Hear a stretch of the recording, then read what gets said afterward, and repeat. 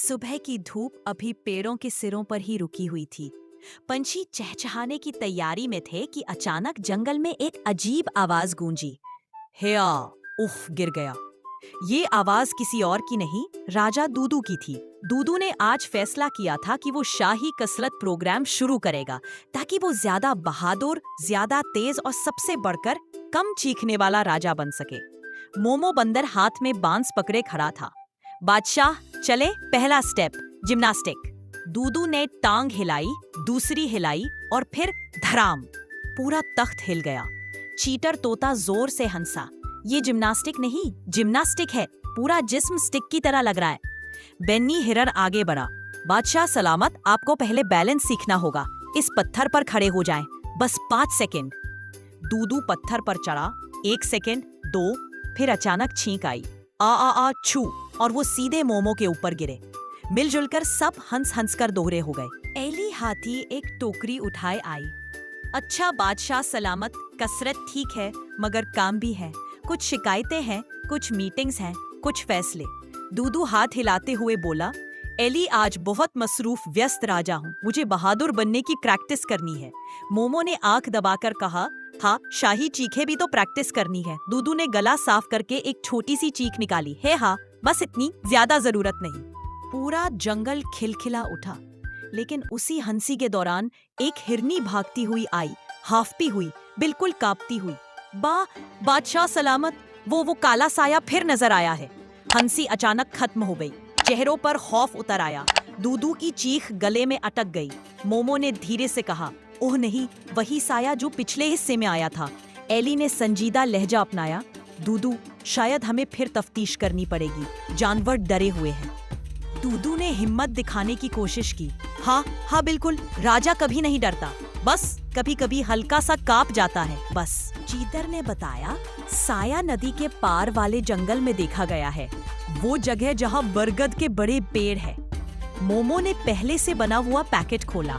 मैं तो तैयार हूँ, बस अगर भागने का वक्त आए तो मैं सबसे पहले भागूंगा। बेन्नी ने घबराकर कहा, वो जगह बहुत डरावनी है, वहाँ बड़े बड़े पंजों के निशान भी हैं। दूदू ने आंखें फैलाकर पूछा, पंजों के बड़े वाले, मतलब वाकई बड़ा जानवर? एली ने सर पर हाथ रखा। दूदू, तुम बादशाह हो, तुम ही जाकर देखोगे। और यूं टीम दोबारा तैयार हुई। दूदू बहादुर बनने की कोशिश में, एली समझदार, मोमो फुर्तीला, बेन्नी संवेदनशील, चीतल बोलता ही बोलता, और ये पांचों जंगल के घने हिस्से की तरफ चल पड़े।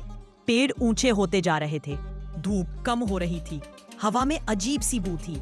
मोमो ने अचानक चीख मार दी, ओ, मेरे पैर पर कुछ चला। चीतर ने फौरन जवाब दिया, वो तुम्हारी दुम थी। सबने उसे घूर कर देखा। बेन्नी ने नदी किनारे रुकते हुए कहा, ये देखो, ये पंजों के निशान बहुत बड़े हैं। दूदू ने जमीन सूंघी, फिर फौरन पीछे हट गया। ये तो पैंथर के लगते हैं। एली ने सर हिलाया। हाँ, लेकिन पैंथर आमतौर पर यूं इधर उधर नहीं घूमते, कुछ न कुछ मसला जरूर है। धूप का आखिरी टुकड़ा भी पेड़ों में छिप गया। अब सामने सिर्फ तारीकी, अंधेरा, और फिर वही साया, उसी खामोशी से, उसी भयानक अंदाज में, लंबा, चुस्त और आंखों में चमक। दूदू की चीख गले में फंसी रही, फिर बाहर निकल ही गई। एक पत्ता गिरा और फिर साई ने हल्की सी घुर्राहट की, मगर हमला नहीं किया, बल्कि पीछे हट गया। मोमो ने सरगोशी की, ये अजीब है, ये हमें देखकर भागा क्यों नहीं, हमला भी नहीं किया। बेन्नी ने कहा, मुझे लगता है ये हमें बुलाना चाह रहा है। दूदू ने डरते डरते कदम बढ़ाया। चलो देखते हैं, शायद ये मदद चाहता है, शायद नहीं भी चाहता, लेकिन शायद। एली ने कहा, बस चलो, बात करने की जरूरत नहीं, चल पड़ो। और वो सब साये के पीछे बढ़े। जंगल के अंदर एक छोटा सा खोखला हिस्सा था, घास बिखरी हुई थी, पत्ते रौंदे हुए थे, और वहाँ एक बड़ा ब्लैक पैंथर बैठा था।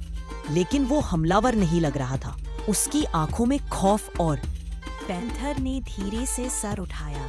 दूदू और टीम रुककर खड़े रह गए। फिर पैंथर ने एक तरफ इशारा किया।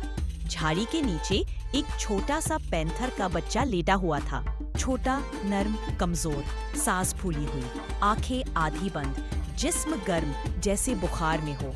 एली ने धड़कते दिल से कहा, ओ नहीं, ये तो बीमार है। पैंथर की आवाज भारी मगर टूटी हुई थी। मैं हमला नहीं करना चाहता था। मैं चोर भी नहीं हूँ। मैं सिर्फ इसके लिए जड़ी बूटियां ढूंढने निकला था। लेकिन जहाँ जाता हूँ जानवर चीख पड़ते हैं, भाग जाते हैं। मेरा बच्चा मर रहा है। इस जुमले के बाद पूरा जंगल जैसे खामोश हो गया। दूदू ने कदम आगे बढ़ाया। तो तुम बीमारी की वजह से घूम रहे थे, ना कि हमें नुकसान पहुंचाने के लिए? पैंथर ने आह भरी। मैं ताकतवर हूँ मगर इस वक्त बेबस हूँ। मैंने कभी नहीं सोचा था कि किसी से मदद मांगूंगा। बेन्नी की आंखें भर आई। मोमो की बोलती बंद हो गई। चीटर पहली बार खामोश खड़ा था और दूदू ने अपना मशहूर जुमला कहा, कोई बात नहीं, हम मदद करेंगे। बादशाह चीख सकता है मगर दिल से बुरा नहीं होता। पैंथर हैरत से दूदू को देखता रहा। एली ने फौरन कहा, हमें डॉक्टर उल्लू को बुलाना होगा। चीटर उड़ते हुए चला गया, चीखता हुआ, doctor doctor, emergency emergency. Momo ने करीबी झाड़ियों से जड़ी बूटियां चुनी। बेन्नी नदी से ठंडा पानी ले आया। एली ने बच्चे को आहिस्ता से सहारा दिया। दूदू ने पैंथर से कहा, तुम फिक्र ना करो, हम सब यहाँ हैं। डॉक्टर उल्लू आया बड़ी एनक के साथ। बच्चे का मुआयना जांच किया, कुछ जड़ी बूटियां पीसी, कुछ पत्तियां चबवाकर मरहम बनाया। फिर उसने कहा, इस बच्चे में जान है, बस वक्त पर दवाई मिल जाए तो बच सकता है। पैंथर की आंखों में आंसू आ गए। मैं कभी भूल नहीं सकूंगा कि तुम सब ने ये सब किया। दूदू ने मुस्कुराकर कहा, हम जंगल वाले हैं, डरते बहुत हैं मगर छोड़ते किसी को नहीं। आहिस्ता आहिस्ता बच्चा हरकत करने लगा। उसकी सांस हल्की होने लगी। पैंथर ने उसे प्यार से थाम लिया। जंगल में पहली बार एक खतरनाक जानवर भी सबके सामने शुक्रगुजार आभार व्यक्त करते हुए खड़ा था। थोड़ी देर बाद जंगल वापस चहकने लगा। जानवर जमा हुए। पैंथर ने वादा किया कि वो अब जंगल की हिफाजत, सुरक्षा में हिस्सा लेगा। दूदू को सबने फिर दिल वाला बादशाह कहा। एली ने फख्र गर्व से कहा, दूदू तुमने आज बादशाही कर दिखाई। दूदू ने शर्मा कर कहा, मैं तो बस चीखा था। पूरा जंगल फिर हंस पड़ा। रात होने लगी। सब सुकून से सो गए। लेकिन दूर पहाड़ी के पार धुएं जैसे बादलों में दो सुर्ख आंखें दिखने लगी, चमकी। पैंथर ने वहीं से देखा और कांप गया।